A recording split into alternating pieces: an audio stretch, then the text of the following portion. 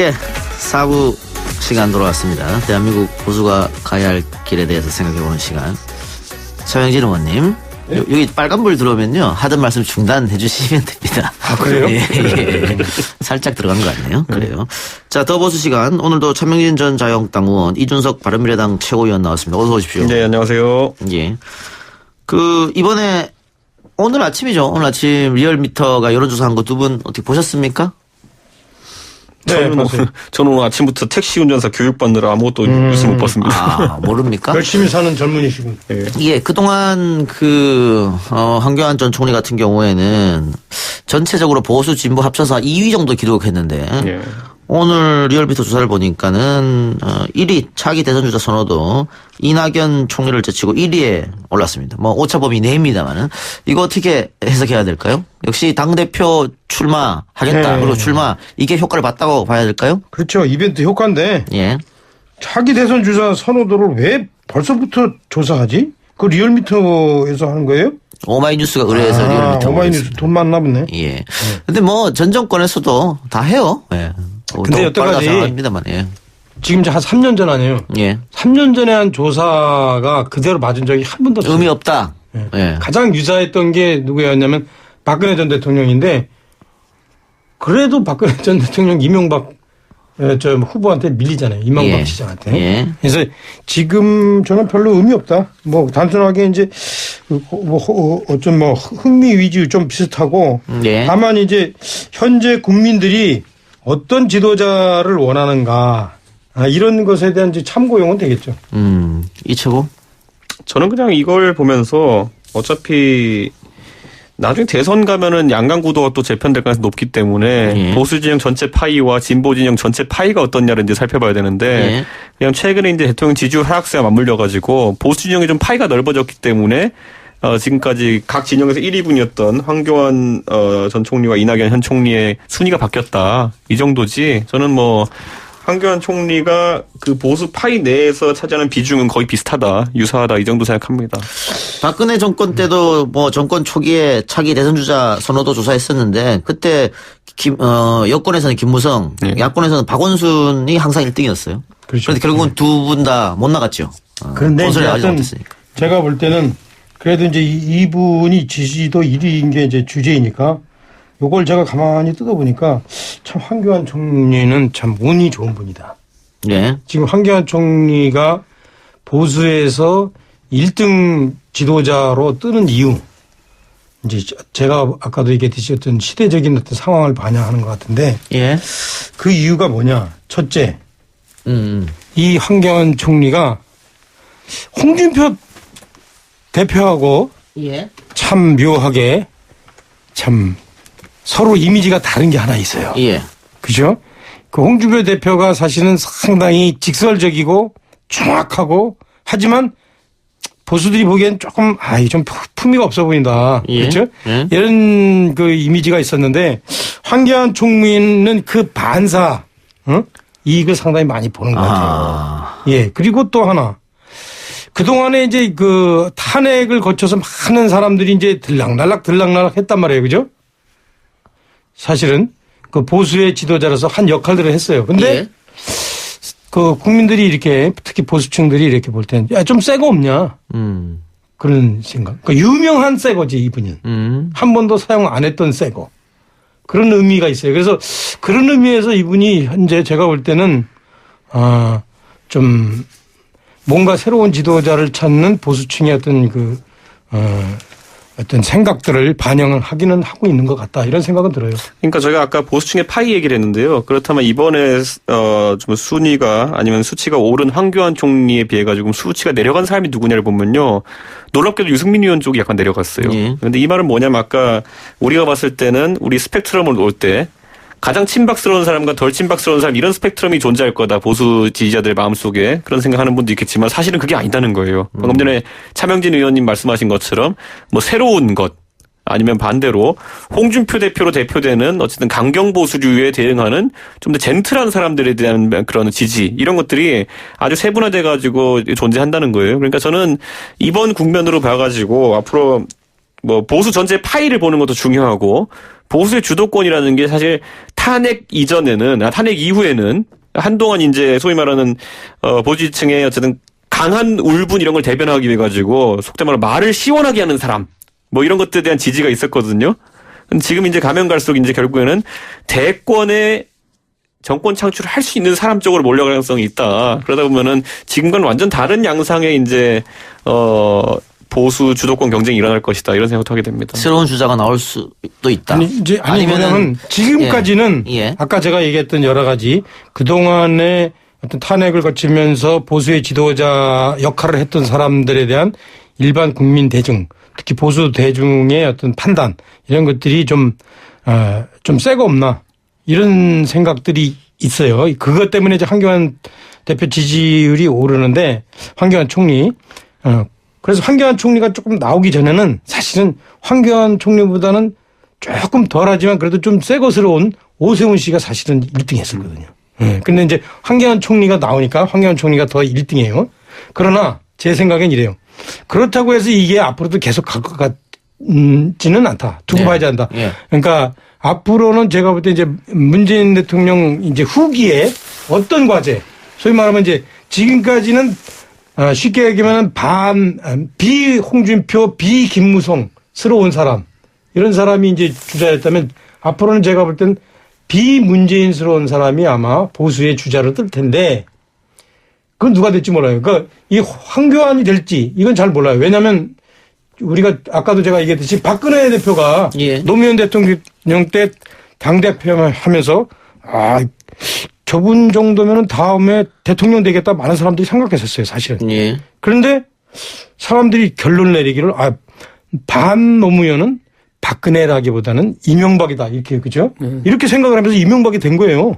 그러니까 지금부터 이제 앞으로 제가 볼 땐 이래요.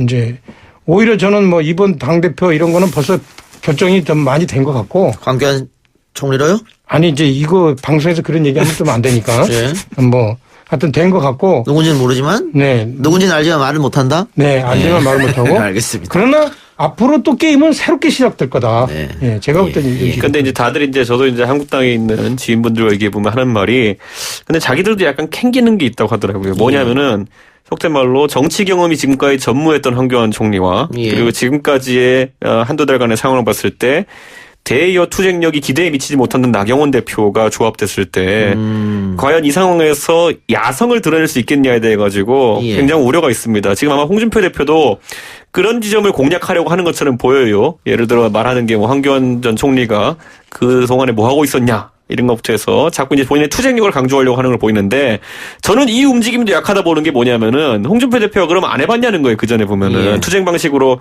대선 후보 때도 비슷하게 해가지고 맹공을 해봤고 그 다음에 그 대표도 하면서 또다시 그런 모드를 가져가 봤지만은 예. 자유한국당 지지층이 2번이나 밀어줬는데 당신이 실적이 뭐냐로 역공당할 가능성이 있기 때문에 저는 앞으로 그 메시지가 아주 강해지진 않을 거다. 하지만 보수 일각에서 가진 우려점이라는 거는 황교안 총리 나경원 원내대표 조합이 과연 이제 노련한 전투력을 보여줄 것인가? 요건 앞으로 계속 질문 받을 겁니다. 네, 그런데 그러니까 그게 참 애매한데 제가 볼 때는 이래요. 이건 또 약간 불안하죠. 대안은 다른 데서도 나올 수 있어요. 네. 이게 정치라는 게 그래요. 그래서 제가 볼 때 그 대안이 뭐 최고위원회에서도 나올 수도 있고 그다음에 뭐 근데 바른미래당에서 뭐 이준석 같은 사람이 튀어나올 수도 있고 그래요. 그건 앞으로 두고 봐야 된다. 저는 그러니까 너무 불안해하지 말라. 예. 예. 지금 근데 황교안 총리가 뭐 당대표 하려고 정치에 전면적으로 등장은 아닐 거 아니에요. 그런데 본인이 먼저 등판하면서 여기 실적 예. 안 내면은 바로 꼬꾸러지는 상황이 예. 돼버렸어요. 그러니까 본인이 와서 당대표를 하고 예. 공천권을 휘둘 수 있지 않습니까? 네. 자기 사랑으로 채우고 결국은 대권을 가려고 할 텐데 그럼 아까 얘기했던 뭐 친박 프레임, 뭐 탄핵 프레임 여기를 벗어나야 될 것 같아요. 대권에 만약에 간다면 후보가 된다면은. 우리가 잘 생각해보면은 박근혜 대통령을 찍었던 사람 숫자가 51.6%거든요. 예. 그러니까 적어도 그 친박 프레임이라는 게 아주 이제 마음속에 강하게 자리 잡은 국민의 수가 생각보다 그렇게 많지는 않아요. 예를 들어 표를 받아야 되는 보수층에서는 이미 그걸 초월한 사람들이 꽤 있거든요.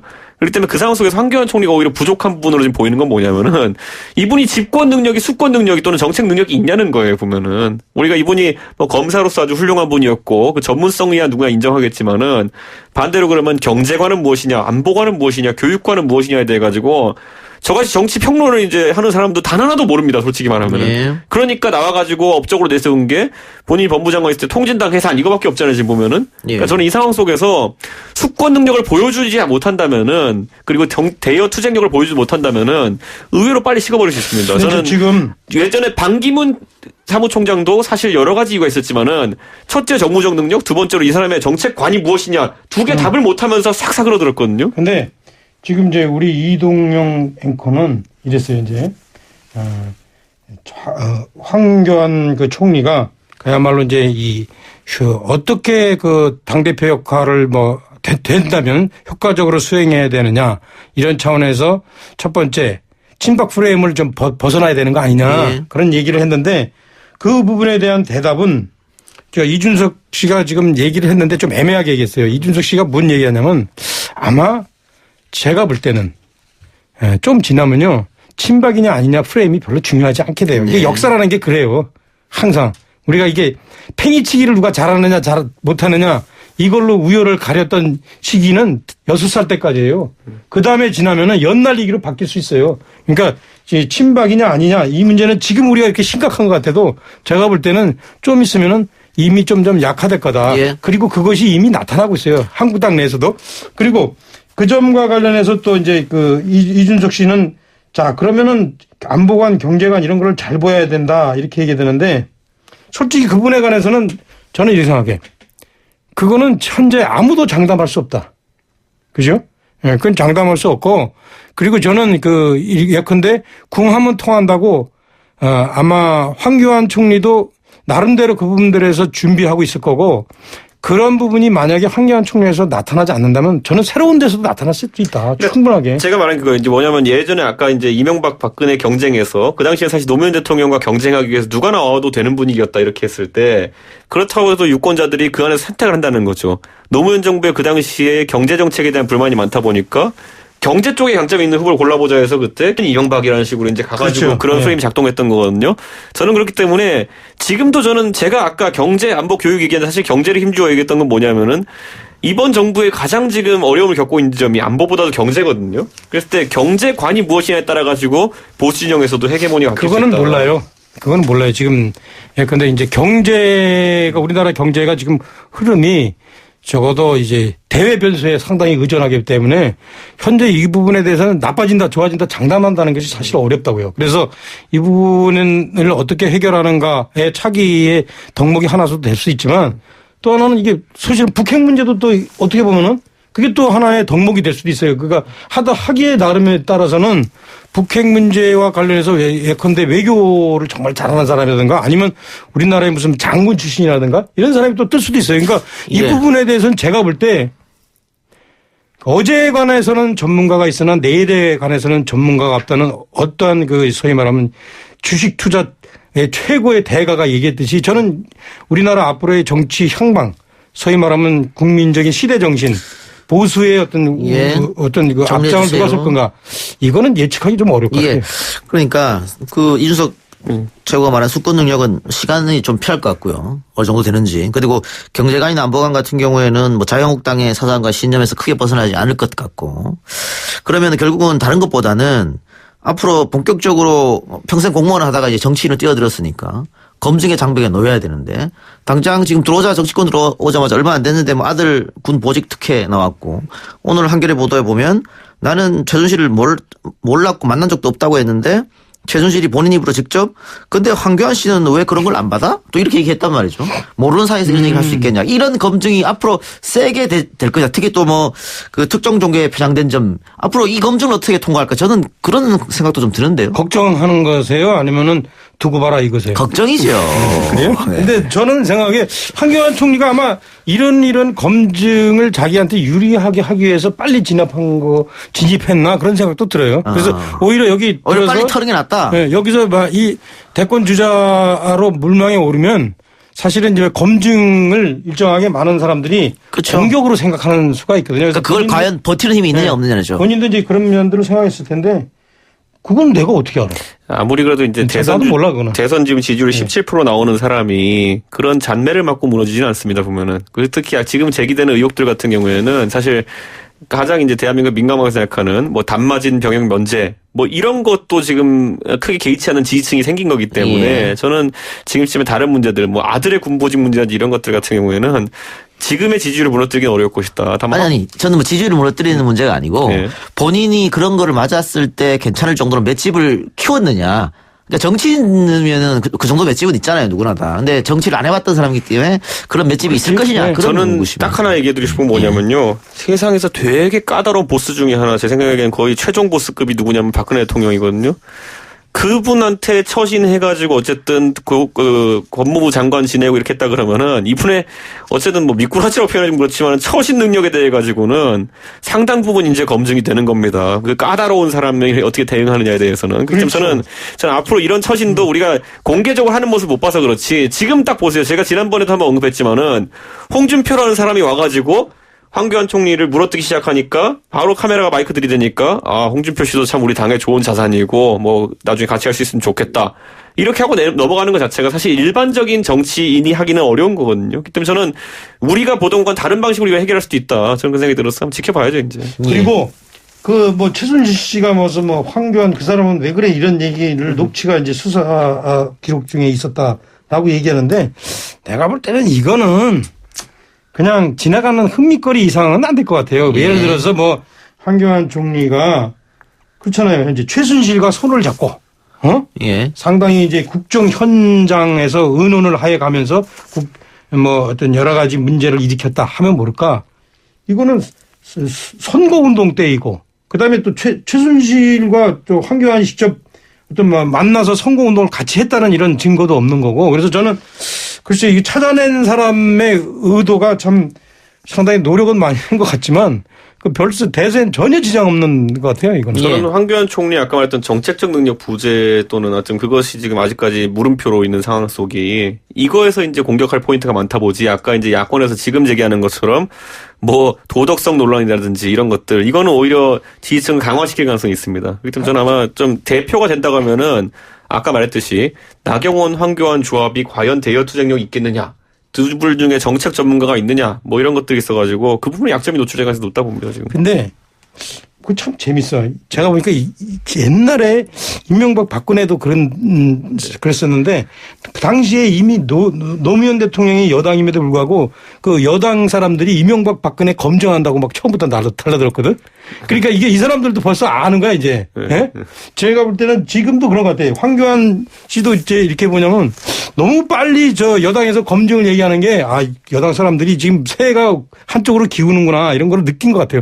저는 뭐 그렇다고 해서 황교안 총리를 내가 지지하거나 이런 건 아니에요. 근데 지금 전체적인 흐름을 보니까 그랬다 싶어요. 예. 차명진 의원은 최고위원 선거 나갑니까? 저는 관건이 딱 하나예요. 예. 5천만 원 투자금을 어떻게 구하나. 그 의외로 쉽지가 않더라고. 내가 오늘 사실은 여기 오기 전에 은행 갔거든. 예. 돈 줄 거려고 신용대출. 예. 우리 집 그 전세 보증금도 우리 처 이름으로 돼 있어가지고. 예. 우리 처가 나를 못 믿어서 그랬는지. 하여튼 그래서 꺼달라고 그랬더니 제가 그래도 그 오래 거래한 은행인데 신용으로 하니까 500만 원밖에 안 된대요. 그래서 내가 그냥 됐다고 그래서 나왔는데 하여튼 제가 그런 어려움이 있어요. 그 웃을 일이 아니에요. 그 국회의원 선거 나갈 때 어느 정도 일정 득표를 하게 되면 돈을 돌려받잖아요. 15% 그렇죠. 예. 그거는 돌려받죠. 근데 당대 선거는 그런 거 없습니까? 전혀 당내 선거는 근데 후원에는 설치할 수 있어요 나가면은. 네. 근데 후원에 전에 기타금부터가 5천만 원이니까 이거는 차명진 의원님이 지금 고심하고 있는 지점이 전 이해가 갑니다. 바로 그 근데 지점입니다. 제가 한 가지 약속드릴 거는요. 후보 등록하시고 어떻게든 그 다음에 후원을 열기하게 되면은 저는 내겠습니다. 차명진 의원님한테. 제가 눈물이 앞을 가려 저는 말을 뭐 못하겠네. 일정 액수는 내겠습니다, 제가. 예. 근데 사실 이번에 저는 그 대표 선거 쪽에 이제 이목이 집중되고 있거든요. 근데 자유한국당의 이제 최고위원 출마 후보고는 거의 20명이 넘는다는 얘기가 있는데 여기도 한번 지켜봐야 될 겁니다, 그러면 이제. 그 5천만 원을 내야 함에도 불구하고 20명이 넘어요? 이제 좀 이름을 좀 올려가지고 예. 이름을 올려가지고 다음 자기들 총선에 도움이 되게 하는데 저는 출마하고자 하는 마음이 그런 마음 없어요. 저는 오히려 제가 이름을 올릴 그럴 필요가 없거든요. 다만 아까도 얘기했듯이 솔직히 우리가 볼 때 황교안 이 되든 오세훈이 되든 좀 불안하잖아요. 예. 예? 저는 잘 모르겠어요. 예. 그 부분을 제가 확실하게 보완할 수 있을 것 같아요. 제가 이거에 대해서는 정치적으로 약간 뒷담화를 끼게 해주면요. 지금 이런 선거에서 대표 선거 이목이 집중되는데 최고위원 왜 나가려고 하느냐. 1. 누가 당권을 잡든지 간에 그 사람과 매주 3번씩 만나는 예. 최고위원이란 직위는 자신의 공천을 보장받기 아주 유리한 위치다. 2. 그리고 지금처럼 홍준표, 오세훈, 황교안이라는 아주 특색 있는 후보들끼리 경쟁할 때는 줄을 잘못 서면은 사망입니다. 그런데 내가 내 선거에 출마한다는 것은 줄을 안 설 명분을 주는 것입니다. 그렇기 때문에 지금 이 관점에서 봤을 때 지금 자기가 충하고 후보군이라 얘기하는 사람이 많은 거는 딱 그런 지점이 있는 거예요. 지금 줄 서기 힘들어요, 사실. 나는 그런 거 없어. 나는 진짜로 차 의원님 같이 순수하게 지금 이제 이렇게 나시는 진짜로 분은 정말로 나는 우리 지역구에서 무슨 그냥 저 아니면은 제가 볼 땐 공천 줄 사람은 없어요. 그러니까 동네 지하철까지 가셨는데. 예, 알겠습니다. 그 유승민 대표가 조만간 당의 공식 행사에 참석한다 그런 보도도 있던데 네. 황교안 전 총리가 유승민 안철수와도 통합 가능하다 이런 얘기 했거든요.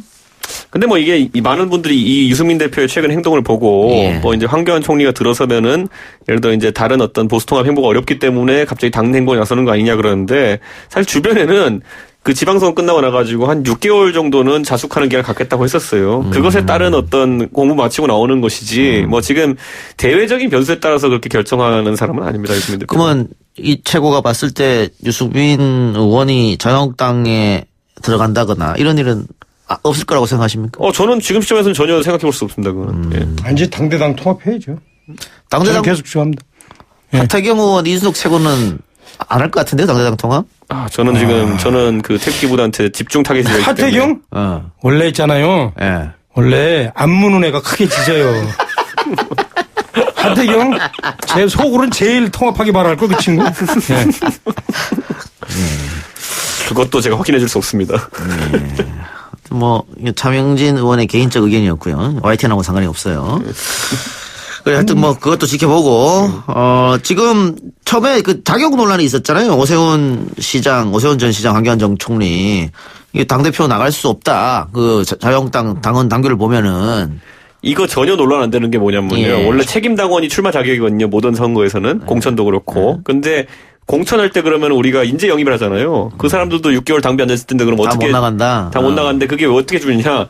밀린 당비 6개월치 내면 한 번에 내면 그 6개월 이력을 인정해 줍니다. 그렇기 때문에 지금까지 당의 관리가 그랬는데 갑자기 대표 선거에 그렇게 적용한다는 거는 말도 안 되는 거니까 저는 애초에 당내 주자들끼리도 서로 이제 인신모독성 공격은 안 하고 이런 룰 갖고 이제 타박하는 모양새가 그냥 나오는 겁니다. 그리고 제가 재밌는 예를 하나 들면 홍준표 대표 당대표 나갈 때도 사실은 홍준표 대표가 기소 상태였거든요.